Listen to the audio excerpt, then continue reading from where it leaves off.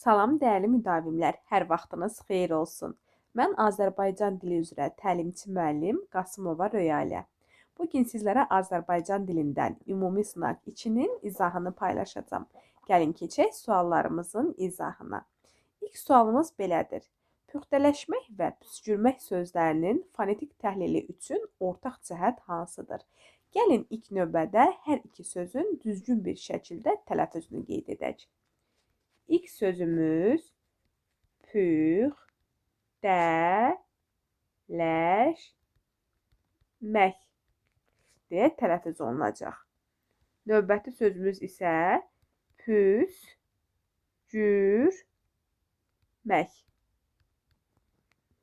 Daha sonra bunları düzgün bir şəkildə tələffüz etdikdən sonra gəlin samitlərin hansının cingiltili, hansının çar olduğunu əvvəlcədən özümüz üçün müəyyənləşdirək.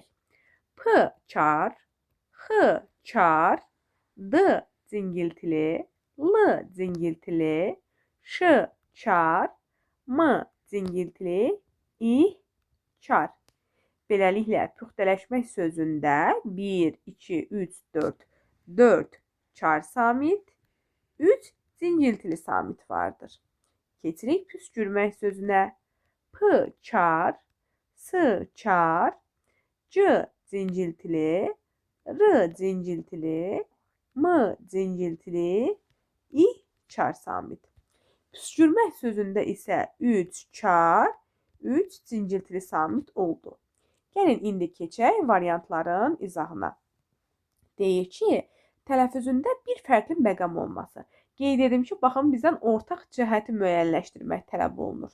A variantında isə qeyd olunur ki, tələffüzündə bir fərqli məqam var. Baxın, püxtələşmək sözündə T, D ilə, Ç isə ilə əvəz olunmuşdur. Deməli, püxtələşmək sözündə bir yox, iki fərqli məqam var. Həmçinin püskürmək sözündə də Ç, C ilə, sondakı Ç isə ilə əvəz olunmuşdur. Deməli, hər iki sözün tələffüzündə iki fərqli məqam var. A-da isə bizə bir fərqli məqam olması bildirilir. Deməli, A yanlışdır. B. Eyni sayda çar samit iştirak etməsi. Gəlin, baxaq, biz bunları əvvəlcədən müəyyənləşdirmişdik. Beləliklə, püxtələşmək sözündə 4 çar samit, püskürmək sözündə isə 3 çar samit var. Lakin B variantı da yanlışdır. Çünki bu onların fərqli cəhəti hesab olunur. Keçirik C variantına. Heca sayı və ahəng qanununa tabi olması. Gəlin, baxaq. Baxın, hər iki sözdə incə saitlərin ahəngi gözlənilmişdir. Və həqiqətən də doğrudur ki, hər iki sözümüz ahəng qanununa tabidir. Gəlin, indi baxaq heca sayına. Görək, hecaların da sayı eynidirmi? Biz hecaları qeyd edim ki, sözün düzgün yazılışına əsasən qeyd edirik. Deməli, püxtələşmək sözünün hecaları püxtələşmək olacaq. Beləliklə, püxtələşmək sözündə 4 heca, püskürmək. Püskürmək sözündə isə 3 heca olacaq. C variantında isə deyir ki, heca sayı və ahəng qanununa tabi olması. Ahəng qanununa tabi olması doğrudur.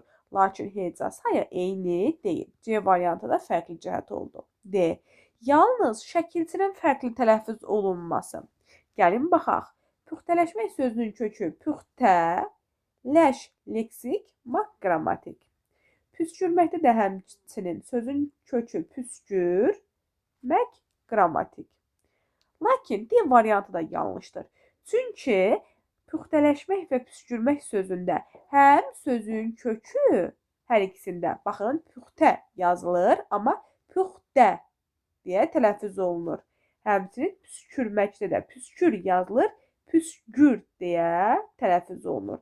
Həm də qrammatik şəkilçilər ki, sondakı ç'lar ilə əvəz olunur. Beləliklə, həm kökdə, həm şəkilçidə fərqli tələffüz görürük. Buna görə də D variantı da yanlışdır. Keçirik E variantına.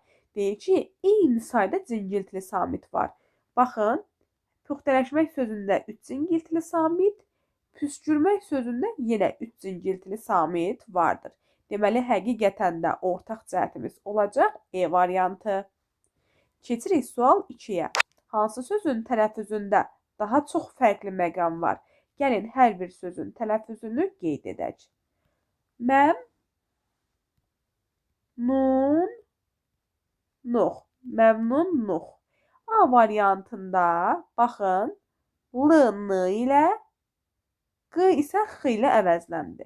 Deməli, məmnunluq sözündə 2 fərqli məqam var. Keçirik Ankalogiya.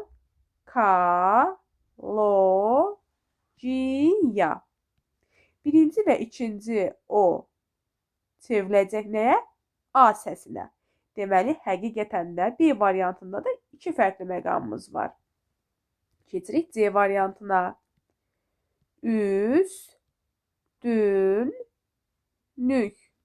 Üstünlük. Baxın, T D ilə əvəzləndi, L N ilə, sondakı Q isə I ilə əvəzləndi. Deməli, belə C variantında bizim 3 fərqli məqamımız oldu. Keçirik D variantına. Sözləşmək. Sözləşmək. Sözləşmək sözündə isə L D ilə əvəz olundu, Q isə I ilə. Bu sözdə də 2 fərqli məqam var. Və nəhayət E variantı. Ürkütmək. Ürkütmək sözündə isə sadəcə sondakı Q I ilə əvəz olundu. Və bu sözdə bir fərqli məqam var. Bizdə isə deyir ki, hansı sözün tələffüzündə daha çox fərqli məqam var? 2, 2, 2, 1. Deməli, ən çox fərqli məqam olan söz C variantı üstünlük sözü hesab olunacaq. Keçirik sual 3-ə. Neçə sözdə çar cingiltili samit cütlüyü işlənmişdir? Qeyd etdim ki, sözdə çar cingiltili samit cütlüyünün olub-olmamasını biz düzgün tələffüzə əsasən müəyyənləşdiririk.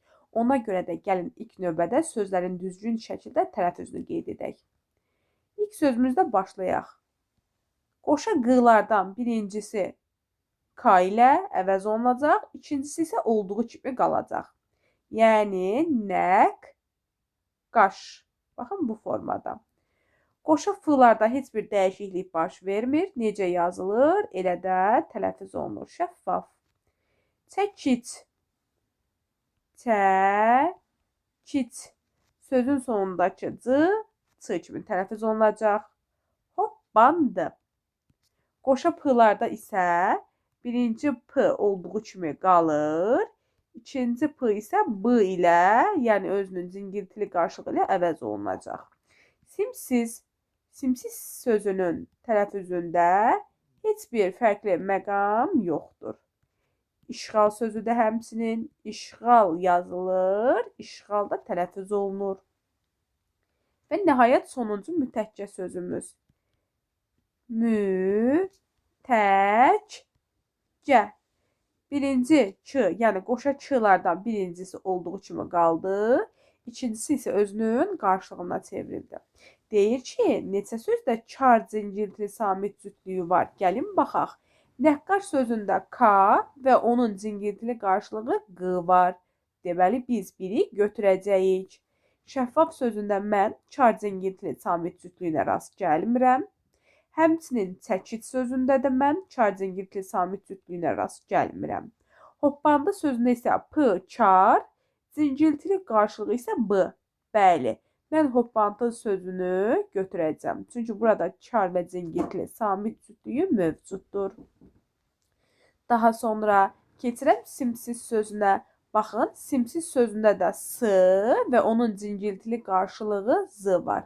Qeyd edim ki, sözdə çar cingiltili samit cütlüyünün işlənməsi hər zaman onların yan-yanaşı olması anlamına gəlmir. Ola bilər ki, onlar həm, baxın, hoppandı sözündəki kimi yanaşı işlənsin. Həm də simsiz sözündəki kimi, baxın, görürsünüz, biri ilk hərfdir, daha doğrusu ilk səsdir. Digəri isə son səs olaraq verilmişdir. Yəni, bunlar da bir-biri ilə çar cingiltili samit cütlüyü hesab olunacaq. Mən simsiz sözünü də götürəcəm. İşğal sözündə isə mən yenə də çar cingiltili samit cütlüyünə rast gəlmirəm. Mütəkkə sözündə isə ç və onun cingiltili qarşılığı c verilmişdir. Bu sözü də doğru olaraq götürəcəm. Beləliklə 1, 2, 3, 4 sözdə çar, cingiltili, samit cütlüyü var. Doğru cavabımız 3-cü sualda olacaq A variantı. Keçirik sual 4-ə. Deyir ki, məna tayları müxtəlif nitq hissələrinə mənsub homonim olsun. Gəlin baxaq. İlk növbədə baxın, mən gündüz sözünü çıxıram. Çünki gündüz sözü amonim söz hesab olunmur. Gəlin variantlar arasından da biri çıxaq. A variantı getdi, E variantı getdi.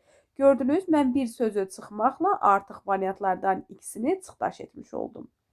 Daha sonra keçirəm ikinci sözümüzə, yar sözünə.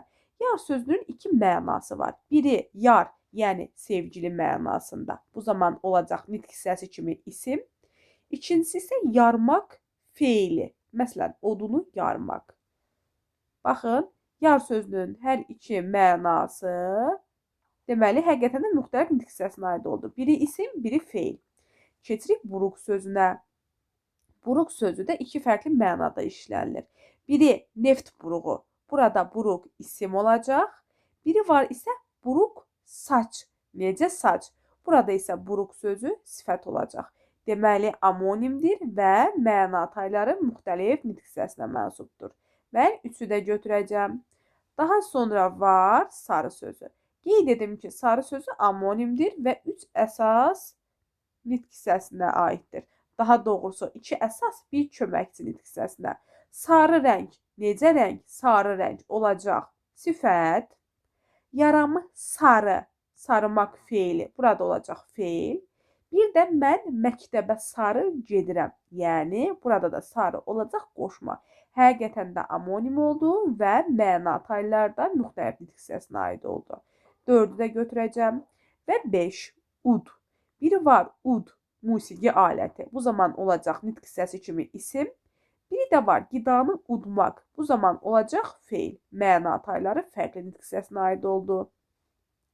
Gəlirik top sözünə. Bəli, top sözü isimdir.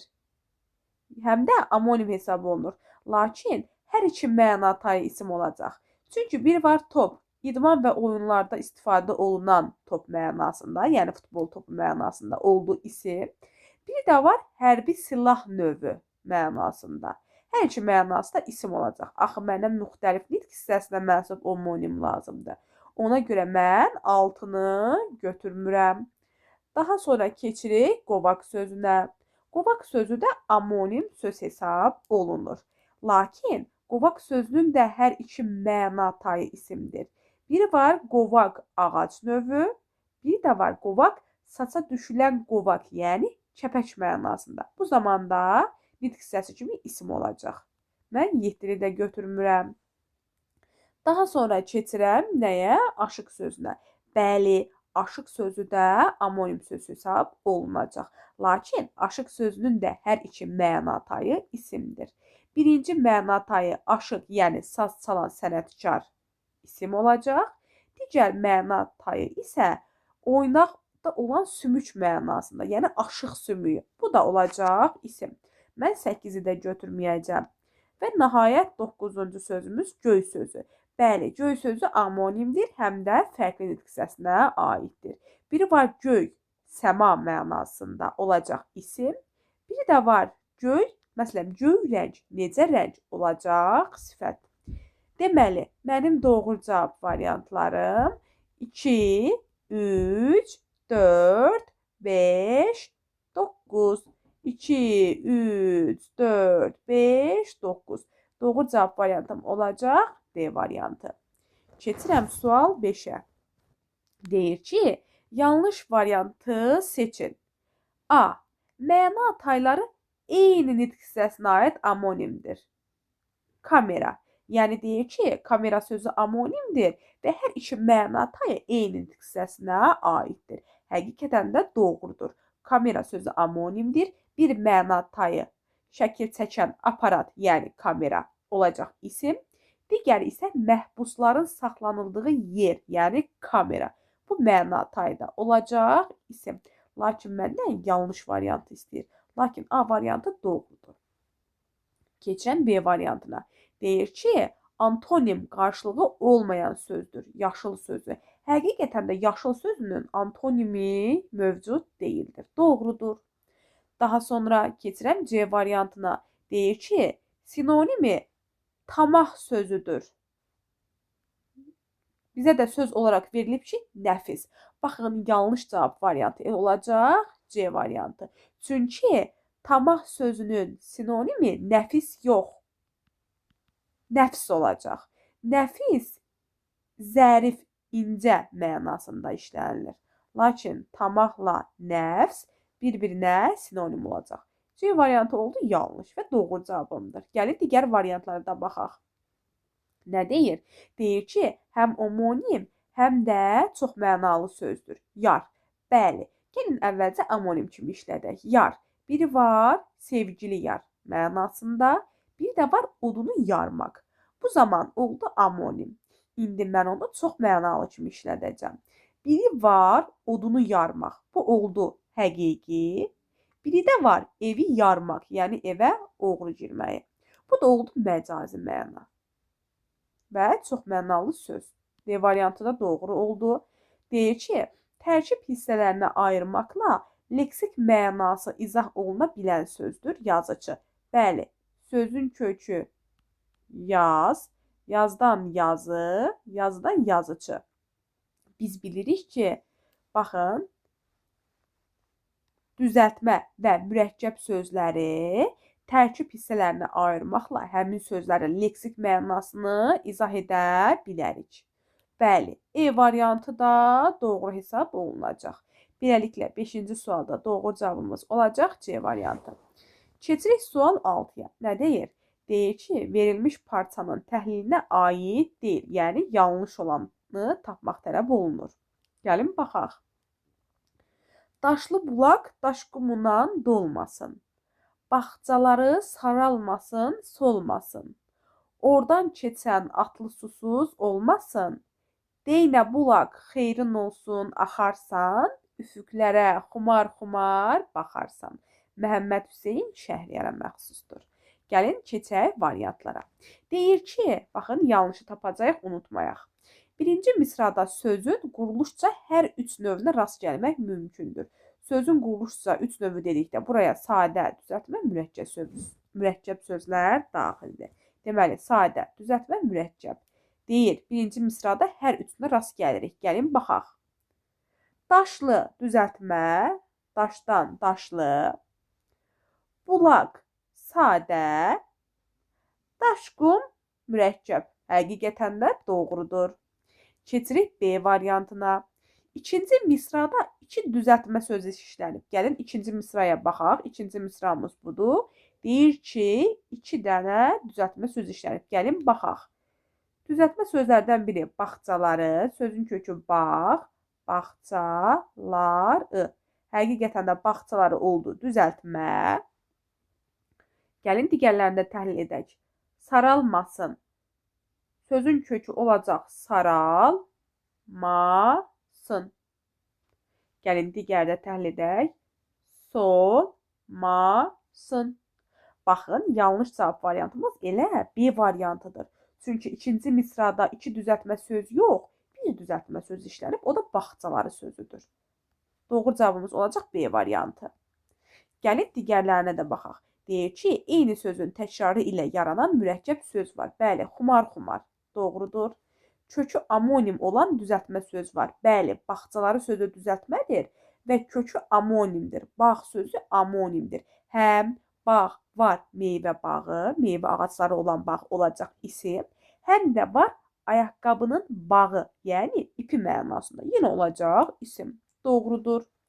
Bir də deyir ki, qara rəngli sözlər quruluşca sadədir.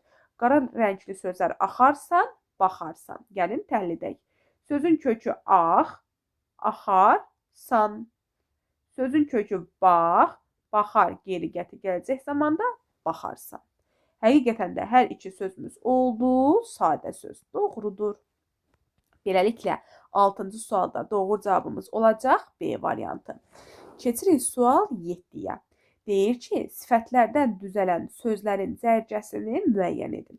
Gəlin əvvəlcə hər sözü kök və şəkilçiyə ayıraq. Ondan sonra bir daha şərtimizə qayıdarıq. Sözün kökü çək feili, çəkmək feilindən çəki ismi, çəki ismindən çəkisiz sifəti, çəkisiz sifətindən çəkilik ismi. Keçirik nəyə? Düymələnmək sözünə. Düymələnmək sözünün kökü düydür. Bəli, düy, yəni ilmə mənasında. Düy.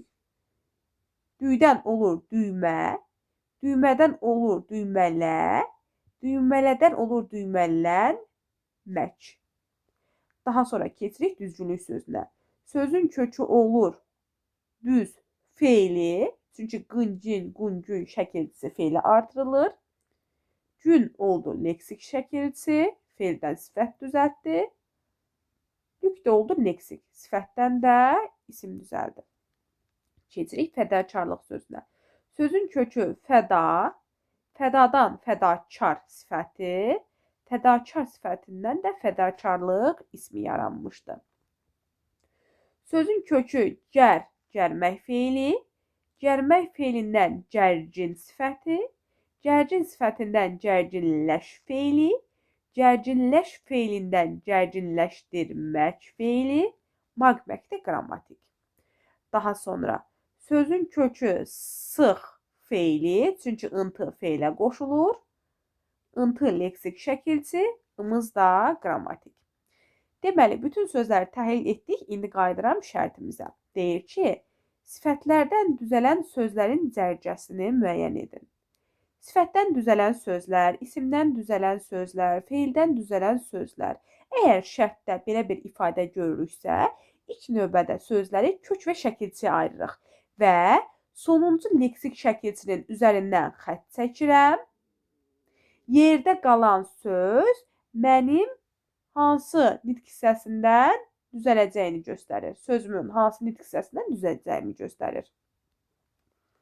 Gəlin baxaq. Sonuncu lik şəkilçinin üzərindən xətt çəkdim. Yerdə qaldı çəkisiz. Necə? Çəkisiz. Həqiqətən də birinci sözümüz düzəldi. Nəydən? Sifətdən. Daha sonra ikinci sözə baxıram. Sonuncu leksikin üstündən xətt çəkirəm. Yerdə qalır düymələ. Düymələ nə et? Düymələ. Deməli, mənim düymələnmək sözüm düymələ feilindən yaranıb və mən ikini götürmürəm. Çünki mənə sifətdən düzələnlər lazımdır. Variantlar arasından ikini birbaşa ilə çıxacam. Gəlin, keçək 3-ə. Sonuncu leksikin üzərindən xətt çəkirəm. Yerdə qalan sözə baxıram. Düzgün necə? Düzgün. Həqiqətən də sifətdən yaranıb. Mən 3-ü də götürürəm. 1, 3, baxın, hər iki variantda var. Daha sonra keçirəm 4-cü sözə. Sonuncu leksikin üzərindən xətt çəkirəm. Yerdə qalır fədakar. Necə? Fədakar sifəti. Deməli, mənim 4-cü sözüm də sifətdən yaranıb. Artıq doğru cavabımız məlumdur. Doğru cavabımız 1, 3, 4, yəni D variantı olacaq. Gəlin, digər sözlərə də baxaq. Sonuncu leksikin üzərindən xətt çəkirəm. Yerdə qalır gərginləş feili. Amma mənə sifət lazımdır. Sıxıntımız. Sonuncu leksik, elə bir leksik var, üzərindən xətt çəkirəm. Yerdə qalır sıxmaq feili. 6-cı sözümüz də bizim feildən yaranıb, sifətdən deyil. Beləliklə, 7-ci sualda doğru cavabımız oldu D variantı. Keçirəm sual 8-ə. Uyğunluğu müəyyən edin. Uyğunluq deyildiyi zaman doğruya doğru, yanlışa yanlış müəyyən etməliyik. Gəlin, baxaq. Deyir ki, isimlərin hamısı cəm şəkilçisi qəbul edə bilər. Baxın, bu yanlış fikirdir. Qarşısına da yanlış yazıb. Elə uyğunluq gözlənilir. Baxın, yanlış, yanlışa da yanlış. Doğru cavabımız olacaq A variantı. İsimlərin hamısı cəm şəkilçisi qəbul edə bilər. Baxın, yanlışdır. Çünki mən deyim. Ağlıma gələnləri sizə deyim. Ağlıma gəlir ki, mənim 3 dənə toplu ismim var. Əhali, cəmaət, ictimaiyyət. Bunlar cəmlənmir. Yaxşı, bunları qoyduq bir kənara. Mənim sənət peşə mənası bildirən isimlərim var. Müəllimlik, həkimlik, bağçılıq, aqronomluq və s. Bunlar da cəm şəkilçisi qəbul edə bilmir. Gördünüz? Doğru cavabımız oldu A variantı. Gəlin hər ehtimala qarşı digər variantlara da baxaq. Deyir ki, B variantında təsirli çallı sözdə mənsubiyyət şəkilçisi ola bilər. Bəli, niyə də olmasın? Doğrudur. Lakin doğruya yanlış deyir. Gəlin misal göstərək. Məsələn, kitabını. Baxın, əvvəlinə onun qoyuram. Onun kitabı, buradakı ı oldu mənsubiyyət. Sonuncu ı isə oldu təsirli yalı şəkilçisi. Doğrudur. Lakin burada uyğunsuzluq gözlənilməyib. Daha sonra C variantına. Deyir ki, ismin bütün halları qoşmalarla işlənə bilmir. Doğrudur, amma qarşısına yanlış yazılıb. Niyə? Çünki həqiqətən də ismin təsirli və yeli çalı qoşmalarla işlənə bilmir. D variantı. Əvəzliklərdən deyir ki, əvəzliklərdən isim yaranmır. Yanlışdır, yaranır. Niyə yaranmasın ki? Məsələn, mən əvəzlikdir, doğrudur, şəxs əvəzliyi. Məndən yaratdım mənlik ismini.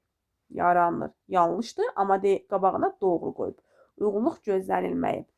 E. Adlı xallı isim təyin ola bilər. Doğrudur, ola bilər. Amma yanlış deyib. Məsələn, daş sözü adlı xaldadır. Mən deyirəm ki, daş bina. Necə bina? Daş bina. Oldu. Təyin və adlı xaldadır. Burada da uyğunluq gözlənilməmişdir. Beləliklə, 8-ci sualda doğru cavabımız oldu A variantı. Keçirəm nəyə? Sual 9-a. Gəlin, baxaq. Nümunədəki sifətlərlə bağlı səhv fikri müəyyənləşdirin. Yanlış fikir istənilir. Gəlin, baxaq. Deyir ki, gözlərim taxta qapıda qaldı. Gözlədim bütün gün. O gəlmədi. Buludlarda söndü boğuq qızartılar. Qaranlıqda qərq oldu. Qəlbimdəki ümid, giley, intizar, o gəlmədi. Rəsul Rıza. Biz yanlış tapacağıq. A variantı. Nümunədəki sifətlərdən biri necə, nə cür sualına cavab vermir. Biz bilirik ki, sifət necə, nə cür, hansı sualına cavab verər də. Əgər həmin sifət necə, nə cür sualına cavab vermirsə, deməli həmin sifət hansı sualına cavab vermiş olacaq. Və biz də bilirik ki, ç və daçı şəkilçinin köməyi ilə düzələn sifətlər yalnız hansı sualına cavab verir? Baxın, qəlbimdəki ümid. Hansı ümid? Qəlbimdəki ümid. Deməli, A variantı doğrudur. Amma bizə yanlış lazımdır. Sifətlərdən birində ismə məxsus şəkilçi işlənib. Deyir ki, sifətlərdən birində ismə məxsus şəkilçi işlənib. Gəlin, baxaq. Əvvəlcə gəlin sifətləri müəyyənləşdirək. Baxın, elə gəlin bunu götürüm. Qəlbimdəki sifətini götürüm. Həqiqətən də ismə məxsus şəkilçi işlənib də. Baxın, qəlbimdəki, mənim qəlbim mənsubiyyət şəkilçisi. O da ismə məxsusdur. Deməli, doğrudur. C variantı deyir ki, hamısı adi dərəcədədir.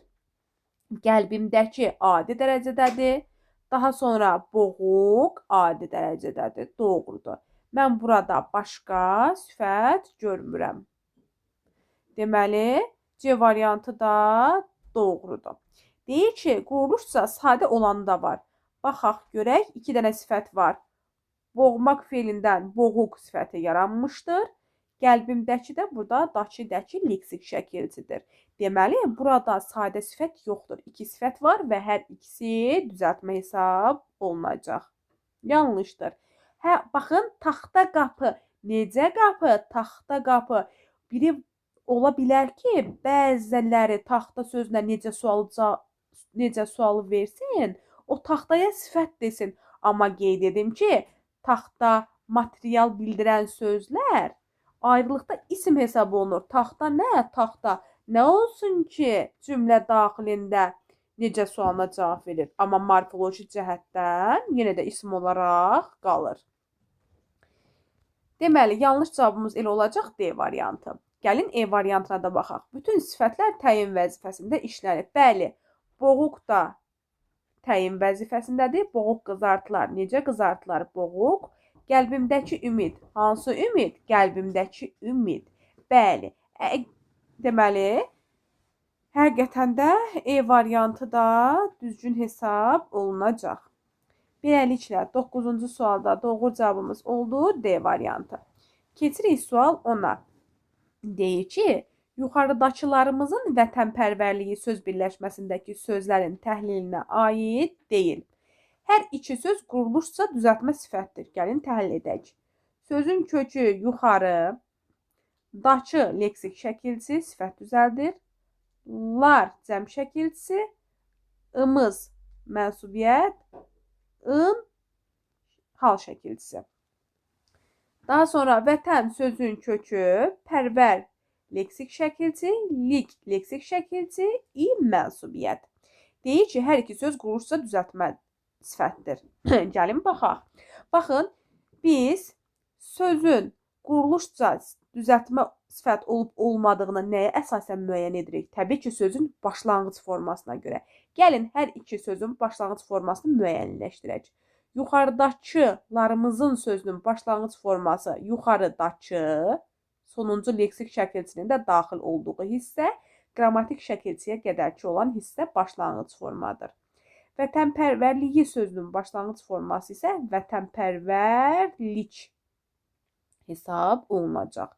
Amma qeyd edim ki, yuxarıdakı sözü, bəli, quruluşca düzəltmə sifətdir. Lakin vətənpərvərlik düzəltmə sifət deyil, düzəltmə isim hesab olunacaq.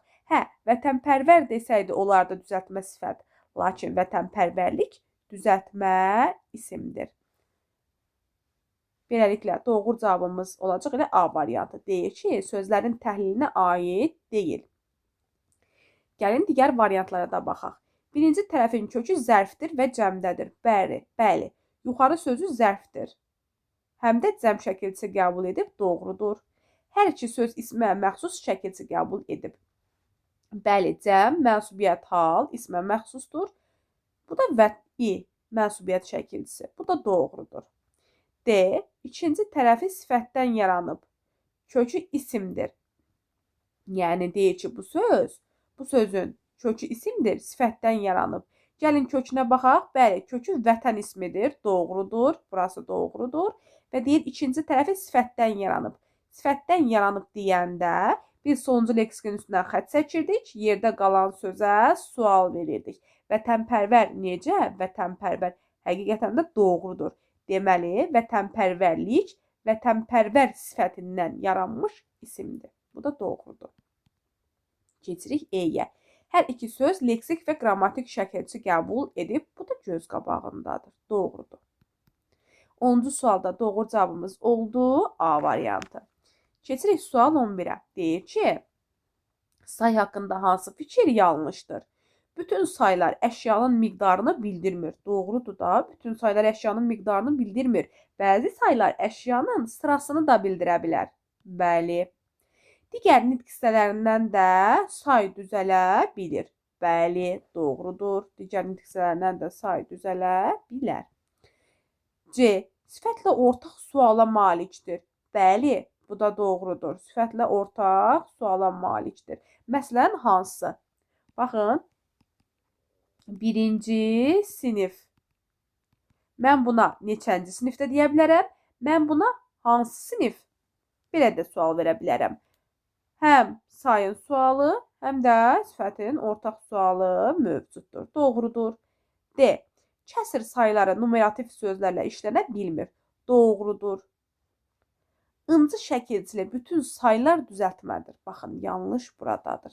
Elə yanlış cavabımız olacaq E.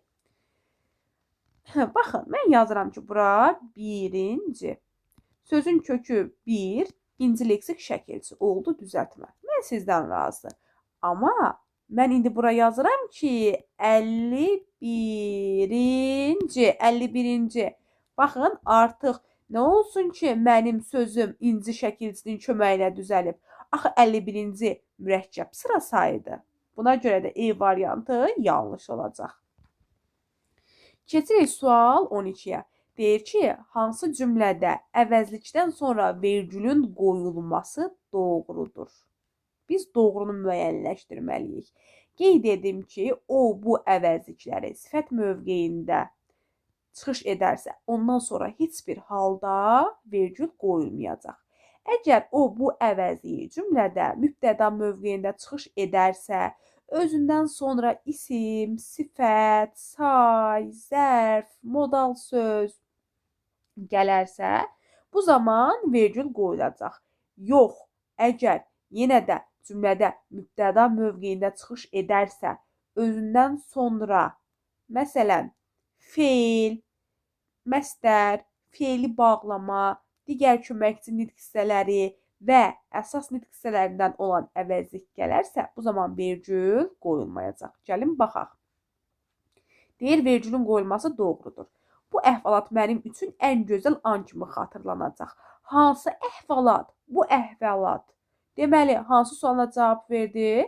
Deməli, işarə əvəzliyidir və vergül qoyulmur. Yanlış qoyulub. O, sənin çoxdan axtardığın yazıcı idi. Kim? O. Cümlədə mübtəda mövqeyindədir. Amma nə olsun? Mən axı dedim ki, o, bu cümlədə mübtəda mövqeyində çıxış edərsə, özündən sonra əvəzlik gələrsə, vergül qoyulmamalıdır. Yanlışdır. Əvəzlik gəlib, vergül qoyulmamalıydı.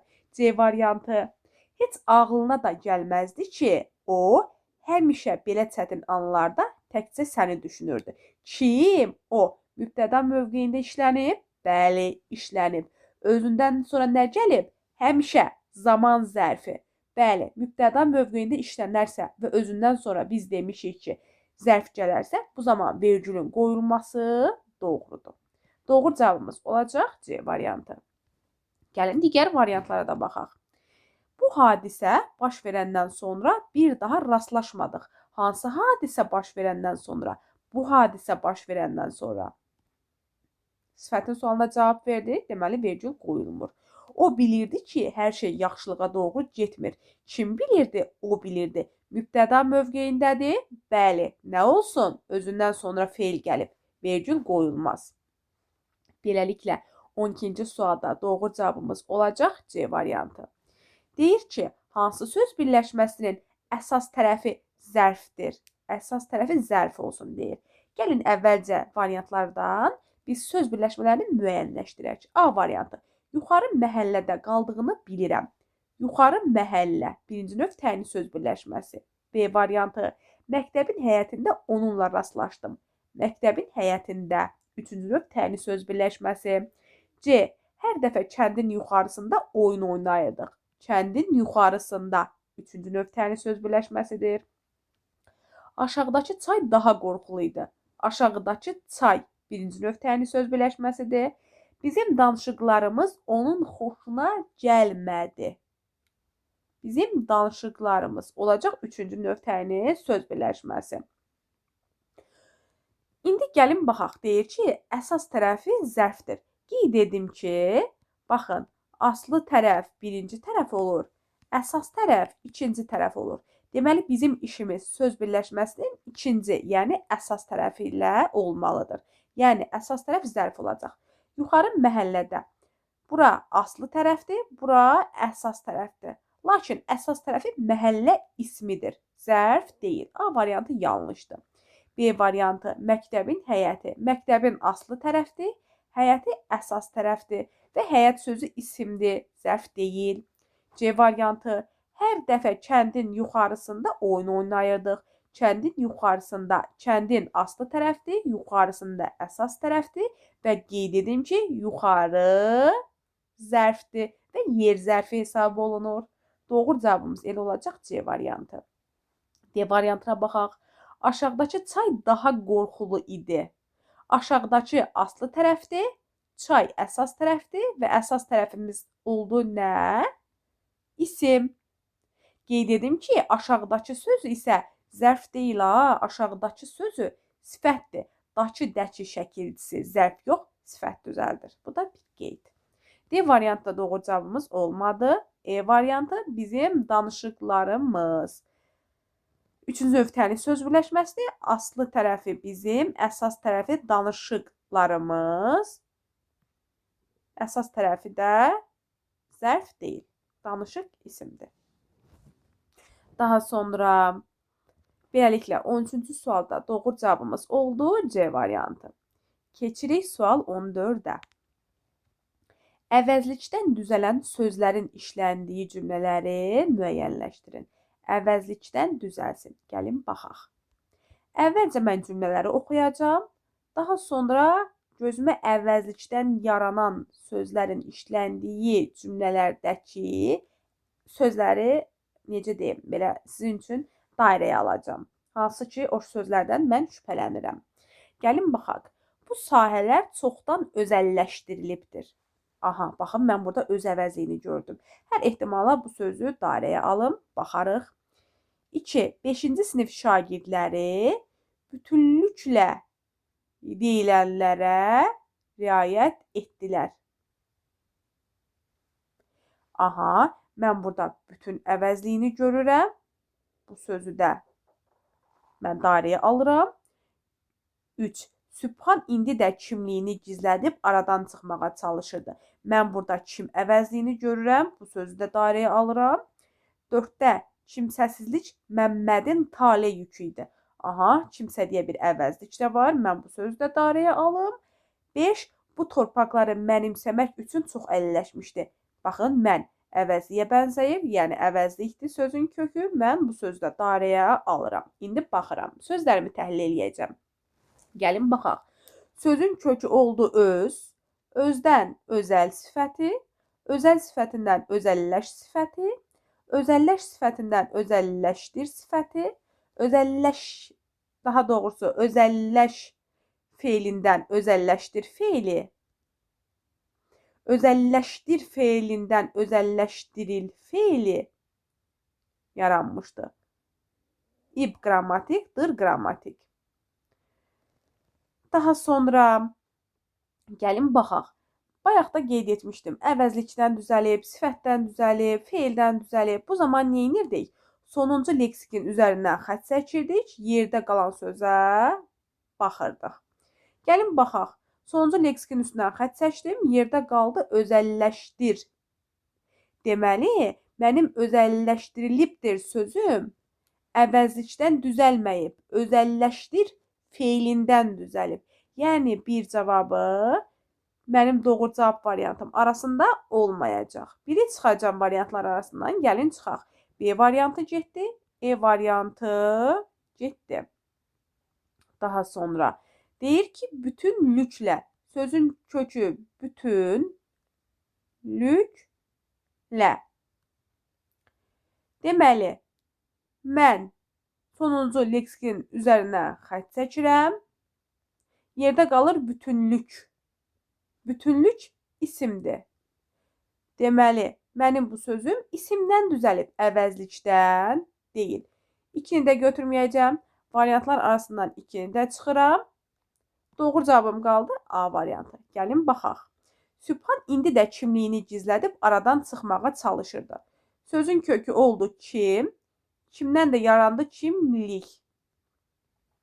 Sonuncu leksikin üzərindən xətt çəkirəm. Yerdə qalır kim. Sual əvəzliyi. Həqiqətən də mənim kimlik sözüm əvəzlikdən yaranmışdı və mən 3-ü doğru cavab kimi götürəcəm. Daha sonra baxıram 4-ə. Kimsəsiz. Sözün kökü oldu kim. Kimdən yarandı? Kimsə, kimsəsiz və kimsəsizlik. Sonuncu leksikin üstündən xətt çəkirəm. Yerdə qalır kimsəsiz. Necə? Kimsəsiz. Bu söz görürəm ki, sifətdən yaranıb. Amma mənə əvəzlikdən yarananlar lazım idi. Mən 4-ü də götürmürəm. Baxıram 5-ə. Mənimsəmək. Sözün kökü oldu mən. Məndən mənimsə. Makməkdə qrammatik. Sonuncu leksikin üzərindən xətt çəkirəm. Qrammatikdən bir işim yoxdur. Yerdə qalır mən əvəzliyi. Şəxs əvəzliyidir. Həqiqətən də mənimsəmək feilim yaranıb mən şəxs əvəzliyindən. 5-i də götürürəm. Beləliklə doğru cavabım olacaq 3-5, yəni A variantı. Daha sonra keçirəm sual 15-ə. Hansı cümlədə feili bağlama tərkibi yoxdur? Mən bu suala istəyirəm ki, E variantından A variantına doğru gedim. Gəlin baxaq. Feili bağlama tərkibi yoxdur. Deyir ki, Mən onu çağıranda o getmişdi. Getmişdi. Nə etmişdi? Getmişdi. Kim? O. Nə zaman? Mən onu çağıranda. Fe'li bağlama tərkibi oldu? Oldu. Deməli, E variantı çıxır. Mənə lazımdır ki, fe'li bağlama tərkibi olmasın. Evə baxarkən diqqətli ol. Diqqətli ol. Nə et? Diqqətli ol. Nə zaman? Evə baxarkən. Fe'li bağlama tərkibi burada da var. Evə baxarkən fe'li bağlama tərkibidir. Evə çatarkən yağış yağdı. Yağdı. Nə etdi? Yağdı. Nə? Yağış. Nə zaman? Evə çatarkən. Bu da oldu fe'li bağlama tərkibi. Biz gələndə o getmişdi. Getmişdi. Nə etmişdi? Getmişdi. Xəbər. Kim? O. Nə zaman? Biz gələndə. Bu da oldu. Nə? Fe'li bağlama tərkibi. Doğru cavabımız olacaq A variantı. Baxın, deyir ki, muğam oxuyanda gözəl səs var. Var, xəbər, predikativdir. Nə var? Səs. Necə səs? Gözəl səs. Baxın, muğam oxuyanda kimdə olacaq tamamlıq? Muğam oxuyanda, muğam oxuyan insanda. Bu, fe'li sifət tərkibi hesab olunacaq. Yəni, burada anda əndə şəkilçisi yoxdur. An fe'li sifət şəkilçisidir. Da yerlik hal şəkilçisidir. Doğru cavabımız oldu A variantı. Keçirik 16-ya. Nümunələrin birində yəni sözü bağlayıcı kimi işlədilməyib. Durğu işarəsi buraxılmışdır. Deməli, nümunələrin birində yəni sözü bağlayıcı kimi işlədilməyib. Qeyd edim ki, yəni sözü amonimdir. Bir, bağlayıcı ola bilir. Bir də sual ədatı. Bağlayıcı olduqda daha çox aydınlaşdırma funksiyasını yerinə yetirir. Amma sual ədatı olduqda sual məqsədi ilə verilir. Gəlin baxaq. A variantı deyir ki, Bakıda, yəni paytaxtımızda gözəl binalar çoxdur. Baxın, Bakıda, yəni paytaxtımızda. Elə bil ki, Bakı sözünü aydınlaşdırır. Qeyd edim ki, həm də yəni bağlayıcısından əvvəl vergül qoyulur. Amma yəni sual ədatından sonra vergül qoyulmaz. Cümlənin sonunda sual qoyular. A variantı getdi. B. Şəkinin, yəni doğulduğum yerin daha da inkişaf etməsi bizi çox sevindirir. Baxın, şəkinin, yəni doğulduğum yerin. Elə bil ki, şəkini daha da bir aydınlaşdırdı. B variantı da getdi. Burada da çünki yəni sözü bağlayıcıdır. C. Burada, yəni kiçik tarlada Xosrovun rəsmi qoyulmuşdu. Burada, yəni buranı aydınlaşdırır ki, bura haradır da kiçik tarla. Bu da bağlayıcıdır. D variantı. Yəni bunu da bilmirsən. Baxın, yəni bunu da bilmirsən.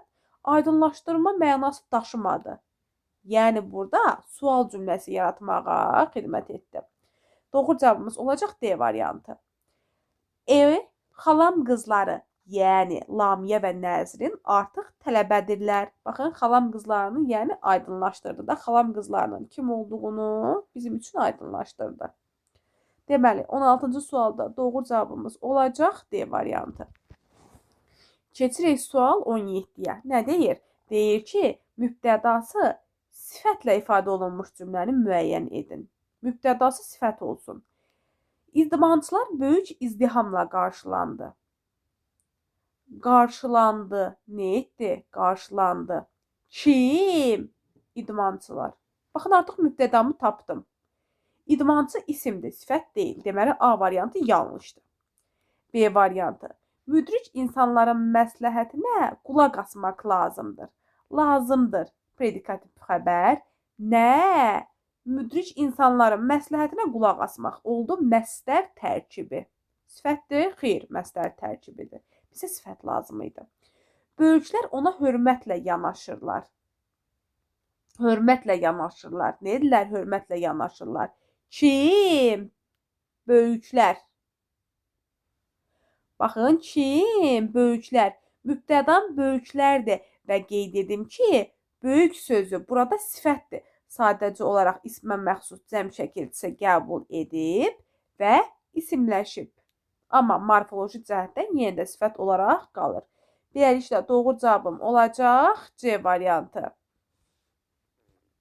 Daha sonra gəlin digərlərində baxaq. İtburnu bitkisi may ayında çiçəklənir. Çiçəklənir, nedir? Çiçəklənir. Nə? İtburnu bitkisi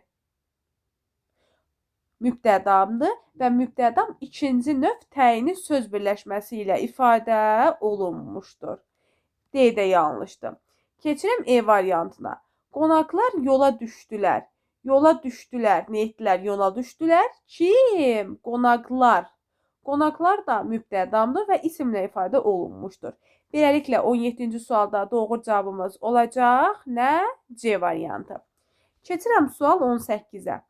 Kənd içində qopan gürültü məktəblilərin dərsə getməməsinə səbəb oldu. Səbəb oldu. Nə etdi? Səbəb oldu. Nə? Gürültü. Nəyə səbəb oldu? Məktəblərin dərsə getməməsinə. Hansı gürültü səbəb oldu? Kənd içində qopan gürültü. Bizə deyir ki, cümləsinin sintaktik təhlil sxemini ardıcılıqla müəyyənləşdirin. Oldu, təyin, mübtəda, tamamlıq və xəbər. Gəlin baxaq. A. Zərflikdir. Təyin, mübtəda, zərflik, xəbər. Bizdə zərflik yoxdur. Təyin, mübtəda, tamamlıq, xəbər. Bəli, doğru cavabımız olacaq C variantı. Keçirik sual 19-a. Mətnlə bağlı doğru fikri müəyyən edin.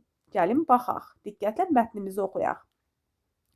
İndoneziya vulkanların çox olduğu ölkədir. Deməli, İndoneziya vulkanların çox olduğu ölkədir. İndoneziyada yəni çoxlu vulkanlar var.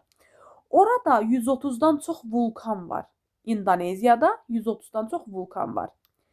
Simuri dağı Yava adasındakı ən aktiv vulkandır. Deməli, Simuri dağı Yava adasındakı ən aktiv vulkandır. Deməli, Yava adasında bir çox vulkan var, amma ən aktivi Simuri dağıdır. 1957-ci ildən bəri demək olar ki, dayanmadan püskürür. Nə zamandan? 1957-ci ildən bəri. A variantına baxaq. Bizdən deyir ki, mətnlə bağlı doğru fikri müəyyənləşdirin. A-ya baxaq. Deyir, İndoneziyada 130 dağ var. Yanlışdır. Deyir ki, İndoneziya vulkanların çox olduğu ölkədir. Orada 130-dan çox vulkan var. Vulkan, dağ yox. B variantı. Simuri dağındakı vulkan 26 ildir ki, püskürür. Deyir ki, baxın, Simuri dağı Yava adasındakı ən aktiv vulkandır. 1957-ci ildən bəri dayanmadan püskürür. Hal-hazırda 2026-cı ildir. 1957-ci ildən də püskürür. 26 il etmir. B variantı da yanlışdır. C variantı. Yava adasındakı vulkanlar ən aktiv vulkanlardır. Baxın, bayaqda qeyd etdim. Deyir, Simuri dağı Yava adasındakı ən aktiv vulkandır. Demir ki, Yava adasındakı vulkanlar ən aktivdir. Xeyr, vulkanların hamısı demir. Deyir ki, sadəcə Simuri dağı Yava adasındakı ən aktiv vulkandır. Bu da oldu yanlış. İndoneziyada 100-dən çox vulkan var. Gəlin baxaq. Deyir ki, İndoneziya vulkanların çox olduğu ölkədir. Aha, bilirik ki, İndoneziyada vulkanların sayı çoxdur. Orada 130-dan çox vulkan var. D variantında da deyir ki, İndoneziyada 100-dən çox vulkan var. Bəli də, elə eyni şeydir. 130 da elə 100-dən çoxdur. Elə doğru cavabımız olacaq D variantı. Həqiqətən də İndoneziyada 100-dən çox vulkan var. Bəli, 130 da 100-dən çox olduğuna görə doğru cavabımız olacaq D variantı. Keçirik E variantına. Dünyada ən çox vulkan İndoneziyadadır. Yanlışdır, elə bir şey demir. Sadəcə deyir ki, İndoneziya vulkanların çox olduğu ölkədir. Amma demir ki, ən çox vulkan İndoneziyadadır. Yanlışdır. 19-cu sualda doğru cavabımız oldu D variantı. İndi isə keçirik sonuncu və 20-ci sualımıza. Hansı sözün izahı mətnin məzmununa uyğun deyil? Yəni, biz yanlış olanı tapacağıq. Keçək mətnimizə. 1789-cu ilin aprelində Sakit Okean sularında üzən Bounty gəmisində qiyam baş verdi. Qiyamçılar kapitan və ona sadiq olan adamları qovdular. Onlar sonradan Pitcairn adasında lövbər salaraq yerdə qalanların qaçmasına mane olmaq üçün gəmini boşaldıb yandırdılar. Gəlin indi diqqət edək variantlara. A variantında deyir ki, qiyam öz başına qeyri-mütəşəkkil üsyandır. Doğrudur. B variantı. A-da hər tərəfi su ilə əhatə olunmuş quru. Bu da doğrudur və qeyd edim ki, həm A, həm B variantları mətnin məzmununa uyğundur. C variantı. Kapitan orduda hərbi rütbə. Yanlış cavabımız olacaq C variantı. Çünki bildiyimiz kimi kapitan amonim sözdür. Bir mənası kapitan orduda hərbi rütbə deməkdir. Digər mənası isə kapitan, yəni gəminin rəhbəri deməkdir. C variantındakı kapitan, yəni orduda hərbi rütbə isə bizim mətnimizin məzmununa uyğun deyil. Buna görə də 20-ci sualda cavabımız olacaq C variantı. D variantında sadiq, sədaqətli olan, sədaqətli, vəfalı deməkdir. Doğrudur. E variantında lövbər, gəmini və üzücü mayakları yerində saxlamaq üçün suya buraxılan zəncirə bağlanmış qarmaqlı metal ox deməkdir. Bu da doğrudur. Belə dəyərli izləyicilər, sınağımızın izahı bu qədər. Əgər sınağımız sizin üçün faydalı oldusa, videonu bəyənməyi və kanala abunə olmağı unutmayın. Bundan əlavə qeyd etmək istəyirəm ki, ödənişli və ödənişsiz qruplarımıza qoşulmaq üçün 010 433 43 56 nömrəsi ilə əlaqə saxlaya bilərsiniz.